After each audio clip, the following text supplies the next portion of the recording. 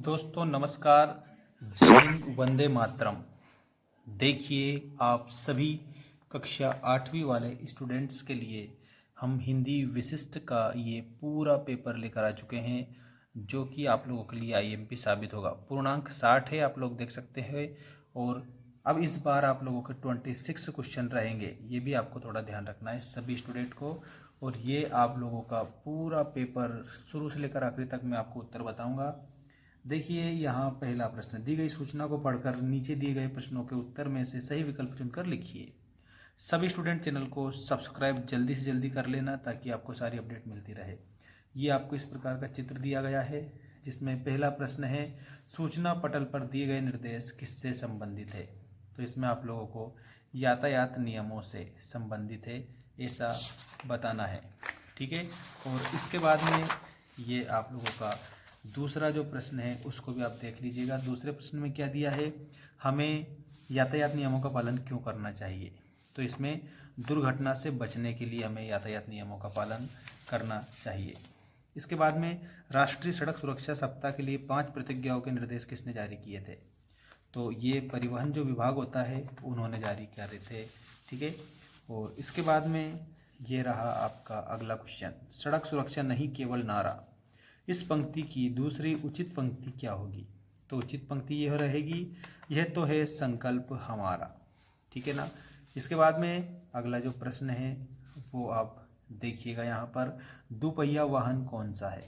तो ये जो मोटरसाइकिल लिखा हुआ है ये दुपहिया वाहन है, क्योंकि इसमें कितने पहिए हैं, 2 पहिए हैं, ठीक है ना। ये पूरा पेपर ईएमपी है आप लोगों के लिए, और अच्छे से आप इसको पढ़ेंगे ताकि आपको एक आइडिया हो जाएगा, ठीक है। और इसमें से बहुत सारे क्वेश्चन आ सकते हैं। निम्नलिखित प्रश्नों के उत्तर सही विकल्प चुनकर लिखिए। इसमें है, जिस वाक्य में एक उद्देश्य और एक विधेय होता है उसे कौन सा वाक्य कहते हैं। तो उसे संयुक्त साधारण वाक्य कहेंगे। कौन सा, साधारण वाक्य कहेंगे। तो यहाँ पर भी आप इसमें साधारण वाक्य बता सकते हैं, साधारण वाक्य आपका इसमें करेक्ट होगा। और इसके बाद में इनमें से कौन से शब्द में ता प्रत्यय का प्रयोग नहीं है। तो जो ये सकता लिखा हुआ है इसमें ता प्रत्यय का प्रयोग नहीं है। बाकी तन्मयता को ऐसे बनाना है आप लोगों को, तन्मय प्लस ता, तो इसमें ये ता प्रत्यय है, ठीक है। इसके बाद में सफलता, सफल प्लस ता, इसमें ये ता प्रत्यय है। इसके बाद सुगमता, तो इसमें सुगम प्लस ता, इसमें ये ता प्रत्यय है। लेकिन इसमें क्या पूछा, नहीं है, तो ये जो सकता है ना इसमें ता प्रत्यय नहीं है। इसके बाद में ये रहा आपका अगला क्वेश्चन, और इसके बाद में आप लोगों को कुछ व्याख्या बताऊंगा मैं, ध्यान रखना आप सभी। ग्रहणों की वैज्ञानिक व्याख्या करने वाले तरुण पंडित का नाम क्या था। तो आर्यभट्ट था, ये आपको इसमें उत्तर में बताना है। जल्दी से जल्दी सभी स्टूडेंट चैनल को सब्सक्राइब कर लीजिएगा, क्योंकि आप लोगों के सारे सब्जेक्ट के वीडियो इसी प्रकार के पेपर के तौर पर हमारे इस चैनल पर पूरे बताए जाएंगे, और सारे उत्तर भी आप लोगों को मैं बताऊंगा, ताकि आप लोगों को पूरा जो हेल्प है पूरी हेल्प मिलती रहे हमारे माध्यम से। देखिएगा, लघु उत्तरीय प्रश्न है, नीचे दिए गए प्रश्नों को उत्तर लिखिए में निम्नलिखित पंक्तियों का संदर्भ सहित भावार्थ लिखना है। देखो, संदर्भ सहित भावार्थ लिखना है तो मैं संदर्भ लिखता हूँ सबसे पहले, तो आपको इसमें संदर्भ लिखना है, ठीक है। संदर्भ का मतलब कि ये कहाँ से लिया गया है, ठीक है, और इसके रचनाकार कौन है, ऐसा आपको याद रखना है। तो देखो, पहले तो पंक्तियां मैं बता देता हूँ, याद रखना, आईएमपी पंक्तियां हैं सारी, सबका अर्थ मैं बता रहा हूँ, समझना सभी। दिया है शांति का संदेश ही हमने सदा जग को, अहिंसा का दिया उपदेश भी हमने सदा जग को, न उसका अर्थ हम पुरुषत्व का बलिदान कर देंगे, न इसका अर्थ हम नारित्व का अपमान सह लेंगे। अब इसमें संदर्भ क्या लिखोगे, सबसे पहले संदर्भ में आप लोगों को लिखना है इसमें प्रस्तुत पद्यांश, प्रस्तुत पद्यांश हमारी पाठ्य पुस्तक, याद रखना, जैसा मैं बता रहा हूँ ना ऐसा का ऐसा ही आपको याद रखना है। पाठ्य पुस्तक भाषा भारती, कहाँ से लिया गया है, भाषा भारती, ठीक है, के पाठ, भाषा भारती के पाठ, यह न समझो, यह न समझो, ये न समझो कि हिंदुस्तान की तलवार सोई है, ऐसे लिखना है आपको, हिंदुस्तान की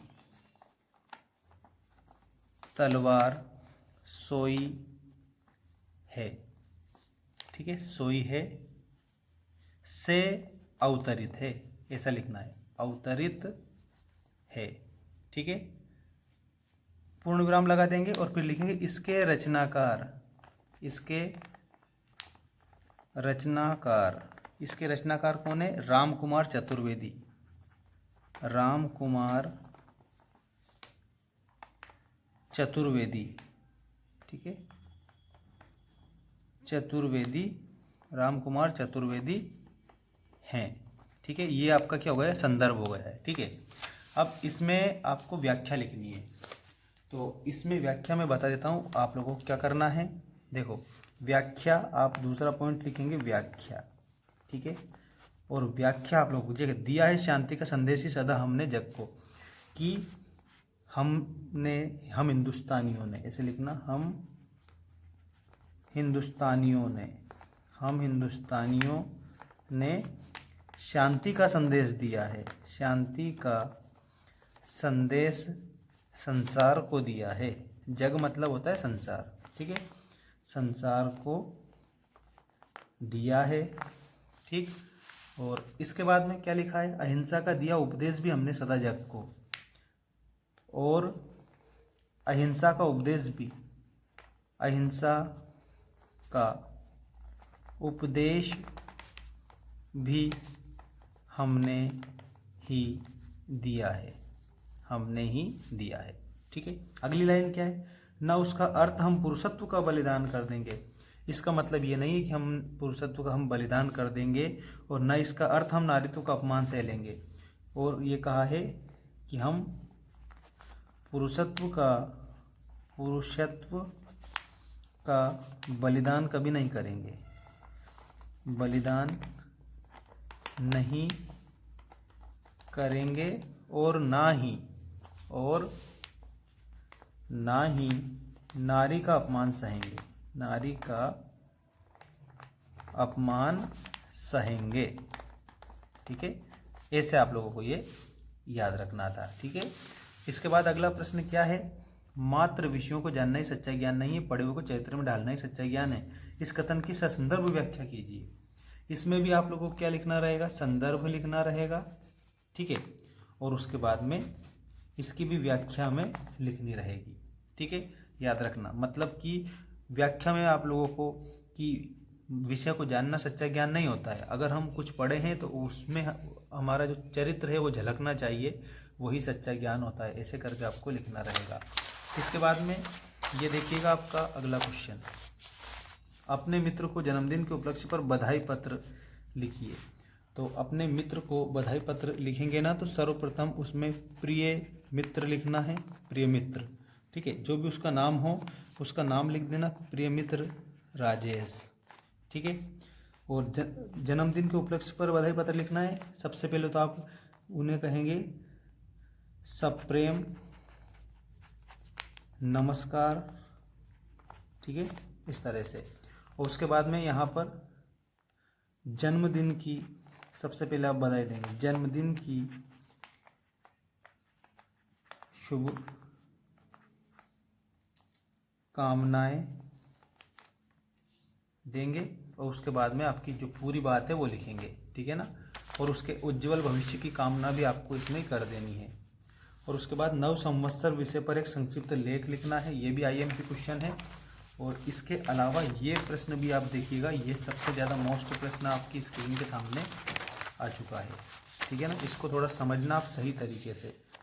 देखिएगा, फन को ऊपर की ओर उठाए हुए सर्प जैसी आकृति बनने की आसन को कौन सा आसन कहते हैं? तो इसको भुजंग आसन कहते हैं। ठीक है, तो आपको भुजंग आसन बताना है, भुजंग आसन। ठीक है, और उसके बाद में सत्याग्रह आश्रम की स्थापना किसने की थी? तो महात्मा गांधी ने सत्याग्रह आश्रम की स्थापना की थी।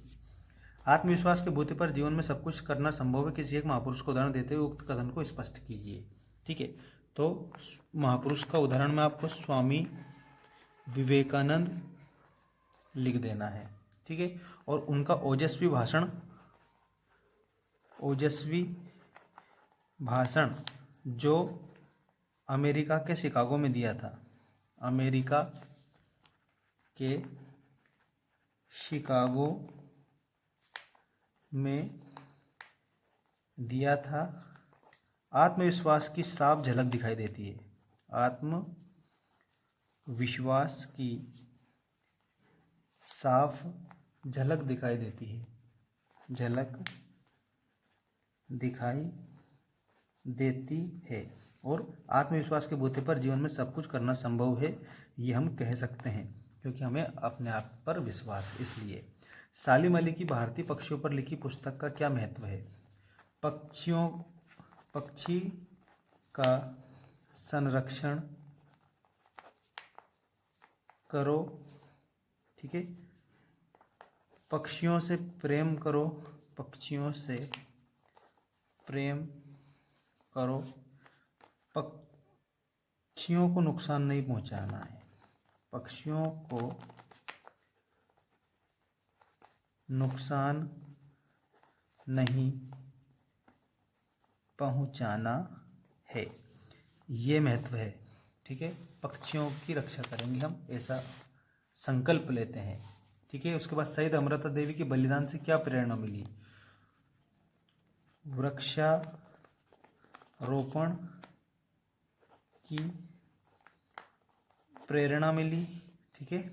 और इसके अलावा पर्यावरण संरक्षण की प्रेरणा मिलती है। पर्यावरण की रक्षा की प्रेरणा मिली, ये लिखना है, ठीक है। इसके बाद में अपराजिता पाठ को पढ़कर आपको कैसा लगा, अपने शब्दों में लिखिए। हमें कभी भी हार नहीं माननी चाहिए। हार नहीं माननी चाहिए, ये हमें प्रेरणा मिली। एक लाइन में नहीं लिखेंगे, और भी हम लिखेंगे उसमें, ठीक है। हमें विपत्तियों से घबराना नहीं है, आगे बढ़ना है, ऐसे याद रखना है सभी स्टूडेंट को। और इसके अलावा यहाँ पर और भी क्वेश्चन आपको दिए गए हैं, इनको आप याद रख लेंगे, ठीक है ना। बिल्कुल मोस्ट क्वेश्चन है, बाकी ये सारे। और इसके बाद एक और वीडियो आने वाला है जिसमें कि और भी इम्पोर्टेंट क्वेश्चन मैं आप लोगों को बताऊंगा। और एक और बात बता दूं, यहाँ पर ये जो लास्ट क्वेश्चन है आप लोगों का, इसमें इक प्रत्यय जोड़कर पुराण का पौराणिक बनेगा, पौराणिक, समाज का सामाजिक बनेगा, और इतिहास का ऐतिहासिक बनेगा, ऐतिहासिक, ठीक है। ऐसे आपको बना देना है।